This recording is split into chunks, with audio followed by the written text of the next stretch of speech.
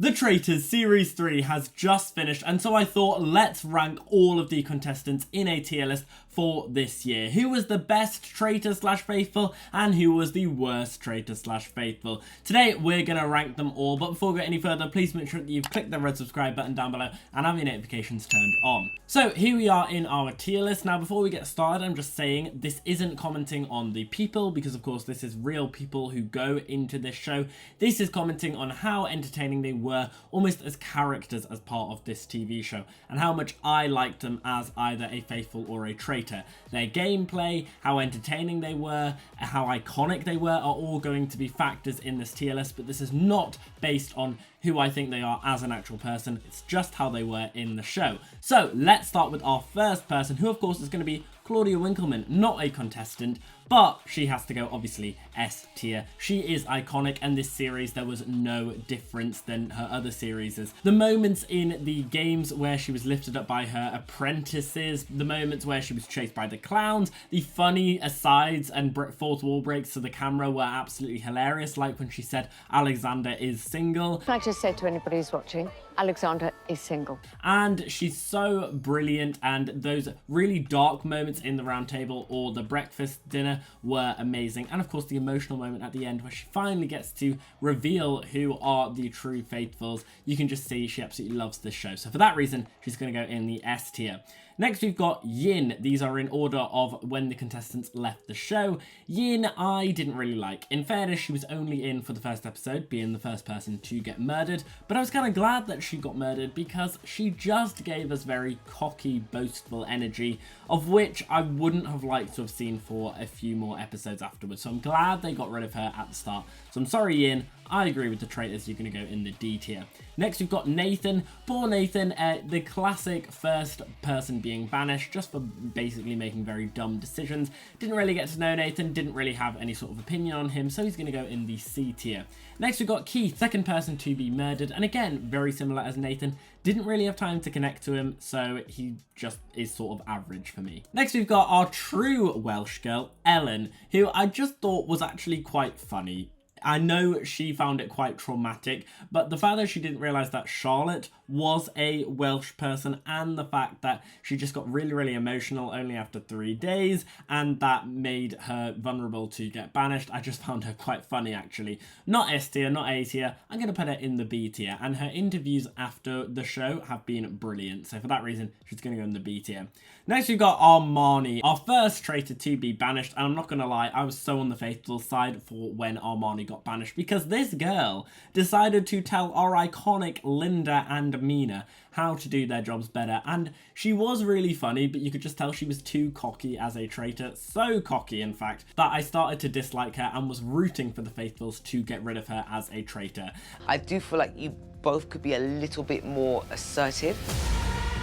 And so I'm sorry, Armani, for that reason. I'm going to put you with Yin. I wasn't the biggest fan of you. Maya, however, her sister, I didn't think actually gave us that much. I thought with the sister dynamic, I thought we were going to get a sort of Ross and Diane moment. It wasn't as successful in this series as them, and it was quite funny that the traitors decided to murder Maya as soon as Armani had been banished, sort of just as a big revenge scheme towards the sisters. Did find that quite funny, but Maya's fight with Freddie and all that sort of stuff, I just thought she wasn't that interesting. So for that reason, I'm going to put her in the C tier. Next we've got Jake, the guy who unfortunately never even made it into the castle. I will admit, I admire his commitment to the game and confidence, and the fact that he did get off the train, just like Fozia and Alexander, but unfortunately when he returned and we finally got to see a bit more of his personality, he didn't really entice me, and I was kind of glad that it was Fozia and Alexander who got pulled down instead of him. So unfortunately, I think I'm going to put him in the D tier. I really didn't like him. Next we've got Kaz. Oh, I love Kaz, and unfortunately for Kaz, he was very much the Jazz of the series, where he was coming up with all these ideas, but people just did not like him and so decided to banish him, and I thought that was really unfair. I really, really like Kaz. I wish he'd have stayed in longer. I don't think he's S tier, but I'm going to put him in the A tier. Next we've got Tyler, part of the cliquey group. I wasn't the biggest fan of Tyler, but I didn't think he is as bad as C or D tier. I'm glad that he left when he did, because he was beginning to get a bit cocky, but he was a fun guy, so I think he's very much B tier. Next we've got Livy. I'm a bit unsure about Livy, to be honest, because she's quite funny with how like emotional she got, and I felt really bad for laughing at the screen. But when she was like getting annoyed at everyone banishing Tyler, and Tyler revealing that he was a faithful, and then her saying, look, I told you, you're getting it wrong, no one's listening to me, I just found her really hilarious. And her and Freddie's beef is so funny. So originally I probably would have put her down the D tier, but actually I think she's better than that, so I'll put her in the B tier. Next, we've got Dan. I did not like Dan at all. I understood why he was stayed in for so long, because he was close with Mina, and that was an easy way to make sure that Mina didn't reveal herself as a traitor. But I just didn't like Dan's strategy. I understood his strategy, but the way he went around things with the other faithfuls, I didn't think was that great. So for that reason, I'm probably going to put him in the C tier. Next, we've got the icon Fozia. I really want to put her in the S tier, but I don't think she's that good enough. But her calling out Linda, being in that death match. Linda, I knew it was you. You're not gonna last. Her actually calling out all of these faithful when she returned and said, oh, so this is just a personal attack. She is epic. I think some of the one-liners she came out with were iconic. Her saving Anna was brilliant. I absolutely love her. I wish she'd have stayed in longer because I think she was such a strong faithful. So for that reason, I'm going to put her in the A tier. Oh, icon. S tier. We don't even have to say anything. We can just put in a full montage of all of the iconic moments from Linda. Here we go. Traitors.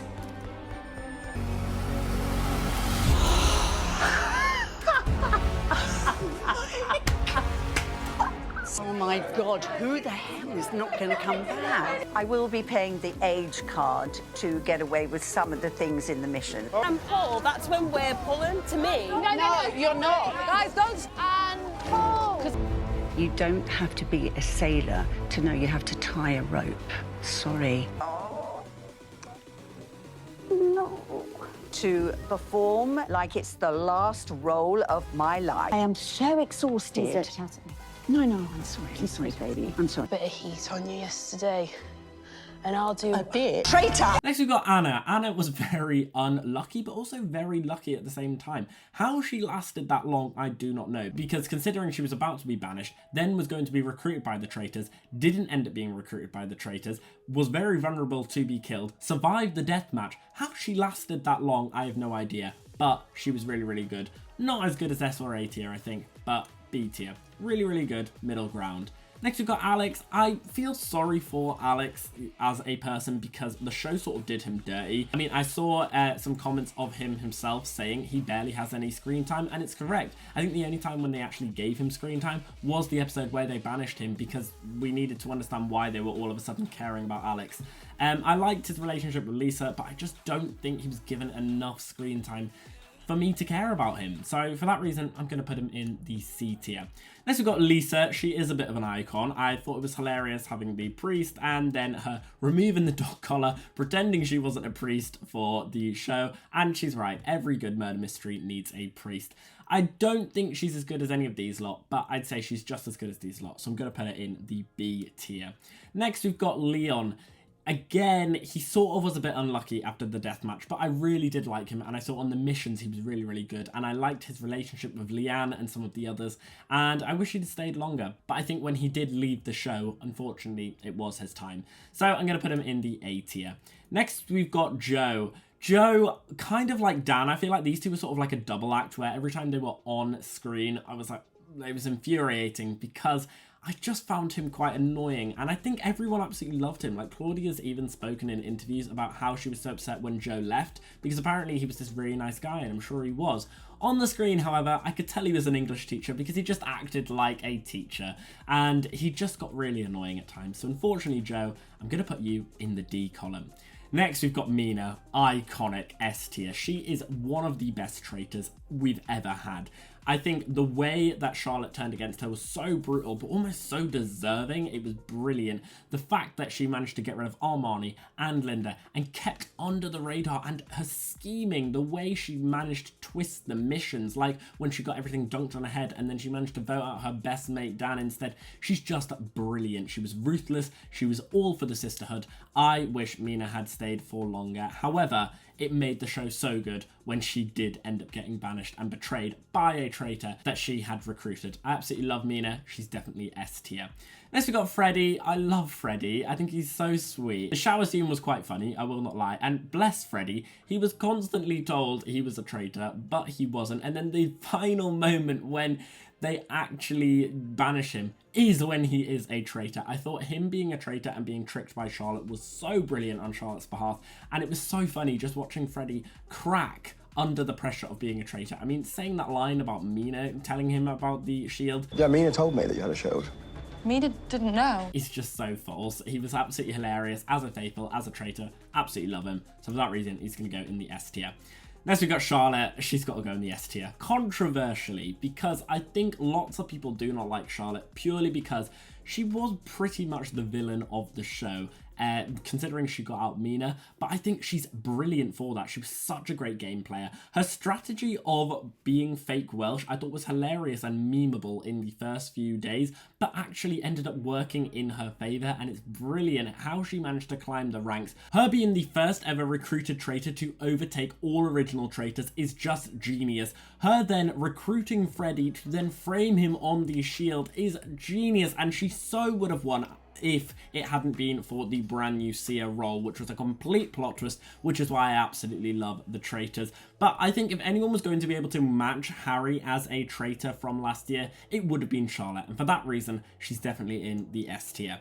Next, we've got Alexander. Everyone adores Alexander, and I understand why everyone wants to put him in the S tier.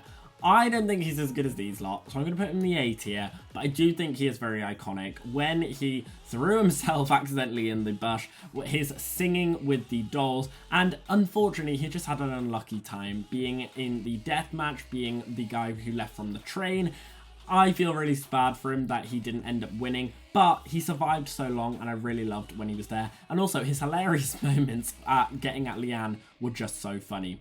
Next we've got Frankie. Mother, she needs to go in the top tier. She is brilliant and so emotional and perfect. In the first half of the show, she wasn't really there, but in the second half, she came out of her shell and it was brilliant. I was invested in Frankie. The fact that she became the seer and chose Charlotte because she wanted to confirm to herself that the person who she trusted the most was a faithful so that they could work as an alliance, and to see her reaction fall when Charlotte reveals that she is a traitor, and Charlotte going into this sort of like Bond villain moment where she's this massive mastermind and Frankie just looking terrified is brilliant. And I felt so bad for her in that final episode where she had to tell everyone that Charlotte was a traitor, and you could see it was breaking her heart, and yet Charlotte was still playing the game. And unfortunately, even after she said that really emotional speech with Leanne about motherhood, she didn't end up winning, which is so sad. So for that reason, she's going to go in the S tier.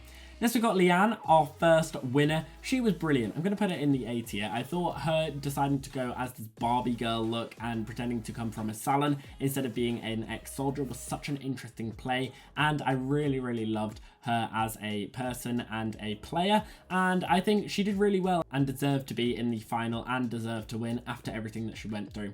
And finally we have Jake, our traitor hunter. He was really good as well. I'm going to put him in the A tier. He grew on me at first. He was a bit annoying, but you've got to admit he was the only one who actually brought any decent evidence, such as Linda's iconic moment when she turned her head after Claudia said traitor. I'm really glad that he did end up actually winning after that, because he's a player who deserves to win, because I'd have thought he would have been murdered so long before. The fact that he managed to survive throughout all of it is amazing. But guys, that's the end of my tier list. What do you guys think about it? Do you agree with me? Let me know what your thoughts down below in the comments on who was your favourite in the Traitors Series 3. And as always, we've been here on Gate of Theories. Thanks for watching, and I'll see you guys later.